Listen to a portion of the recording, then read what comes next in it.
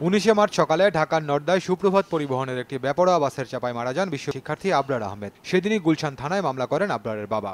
আবরারকে চাপা দেওয়ার আগে শাহজাদপুরের বাঁশবাড়ি এলাকায় সিনথিয়া নামে এক কলেজ ছাত্রীকে চাপা দেয় একই বাস। সিনথিয়াকে চাপা দেওয়ার পর ট্রাফিক পুলিশ বাসটির চালক সিরাজকে আটক করে। তবে কন্ডাক্টর ইয়াসিন ও হেলপার ইব্রাহিম বাসটি নিয়ে পালানোর সময় চাপা দেয় আবরারকে। অভিযোগপত্রে আরও বলা হয়, মালিক ননী গোপালের নির্দেশেই বাসটি নিয়ে পালানোর চেষ্টা করে ইয়াসিন ও ইব্রাহিম। সরাসরি যারা এই হত্যাকাণ্ড এবং গুরুতর আঘাতের সাথে জড়িত তাদের সবাইকে আমরা গ্রেপ্তার করেছি এবং তারা ইতিমধ্যে জেল হাজতে আছে। এবং যারা পরিবহন রুটের ব্যানারের ব্যবসা করেন এবং এই অবৈধভাবে টাকা নিয়ে থাকেন তাদেরকে আমরা এখনও গ্রেপ্তার করতে পারিনি। তবে অবশ্যই তারা আদালতে চার্জশিট হয়ে যাওয়ার পরে তাদের নামে ওয়ারেন্ট জারি হবে, তখন তারা গ্রেপ্তার হবে।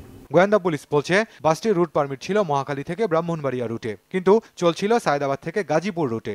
টাকার বিনিময়ে সুযোগ করে দিয়েছিল সুপ্রভাত পরিবহন কোম্পানির সভাপতি আলাউদ্দিন এবং ব্যবস্থাপনা পরিচালক আশরাফ উদ্দিন। যেই লোকের গাড়ির স্টিয়ারিং ধরারই কথা না, যিনি টাকা কালেক্ট করেন কন্ডাক্টর, উনি একটা বাসকে চালাতে যাবেন, এটা কোনো মতেই কাম্য না। সুতরাং এটা একটা শিয়ার বা মেয়ার অ্যাক্সিডেন্ট না, এটা ইচ্ছাকৃতভাবে এবং গাফিলতির কারণে, এটা একটা ক্রেজিনেসের কারণে সংঘটিত অ্যাক্সিডেন্ট। যেই কারণে আমরা এমন ধারা সংযোজন করেছি যেখানে সর্বোচ্চ শাস্তি যাবজ্জীবন কারাদণ্ড হতে পারে। ঘটনার 1 মাসের কিছু বেশি সময় পর চার্জশিট দেওয়া হলো এই মামলার। এখন দ্রুত বিচারের মাধ্যমে আসামিদের শাস্তি নিশ্চিত হবে বলে আশা তদন্ত সংস্থার। সেটা অনিচ্ছাকৃত না, সেটা খান মোহাম্মদ রুমেল, সময় সংবাদ, ঢাকা।